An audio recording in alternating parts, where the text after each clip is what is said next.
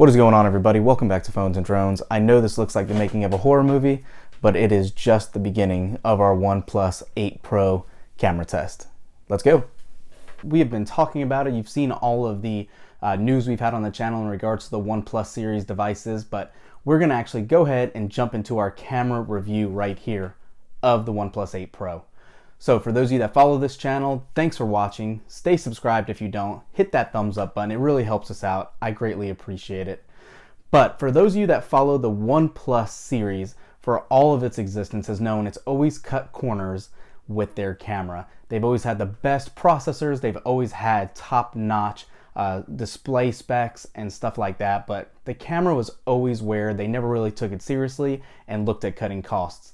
That has changed with the OnePlus 8 Pro series and even the OnePlus 8 itself. For those of you that follow the channel again, you see I had a OnePlus 8 in house. I've used it, but this is going to be purely in regards to the Pro. So first things first, with all of these images we took, they were in pretty ideal lighting conditions and we've had no issues at all. It's blowing us away. That video, little quick FYI, at the beginning of this was actually shot on the OnePlus 8 Pro in 4K cinema. So that 4K Cine 30 mode that they've included actually lets you take that 21:9 aspect ratio shot, which is meant to give it that cinematic look.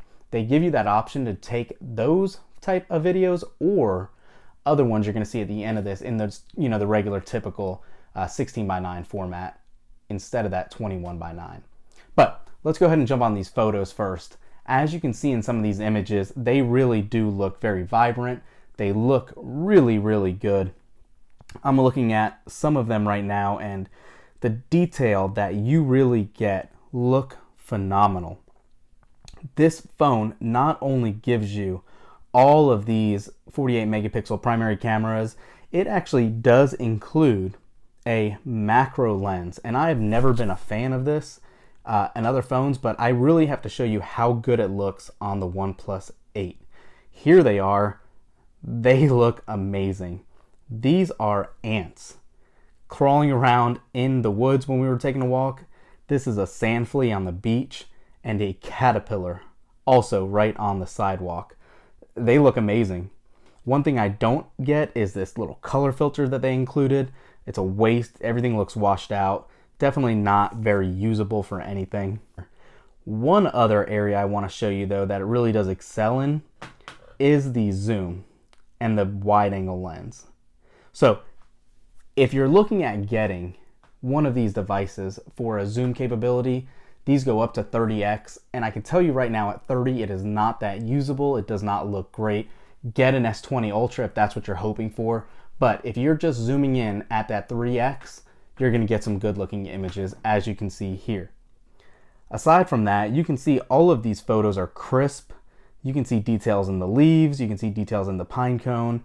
Really anything just really looked amazing that we took out of this device. So like we were talking about, you are getting that rear camera. The main camera sensor is that Sony IMX689 48 megapixel camera that does give you a OIS and EIS stabilization with a 1.78 aperture. That telephoto lens is only 8 megapixels. The ultra wide angle lens is actually 48 megapixels, which, fun fact, is the same lens from the 7T. You are getting that color filter lens at 5 megapixels, which is really that pointless quality lens that I was just talking about, but it's there if you want to use it. Autofocus is included, like I said. You have all that video modes for the 4K 30 or 60. You have slow motion in 720 or 1080. Up to you. It depends on how many frames per second you want. So, having said all that, let's jump into the regular video resolution at 4K 30, not including that cinema mode. So as you can see, it looks really good in this video, whether you want the Cine or the regular 4K mode with the different aspect ratios, it's there. And you can really see just how much OnePlus has improved the camera experience here. I don't want to sit here and beat a dead horse, guys. You know we do a lot of videos and photo comparisons on this channel, but this right here is probably on par with the Google Pixel 4 in my personal opinion. Yes, I said it. It works awesome. Night sight might not blow it away as the Pixel 4 does with their algorithms, but this phone at this value price is phenomenal. Thanks for watching, guys. Thumbs up that video, subscribe to the channel, and make sure to stay tuned for all our other videos on the OnePlus 8 series that we're going to be doing. Till next time, peace.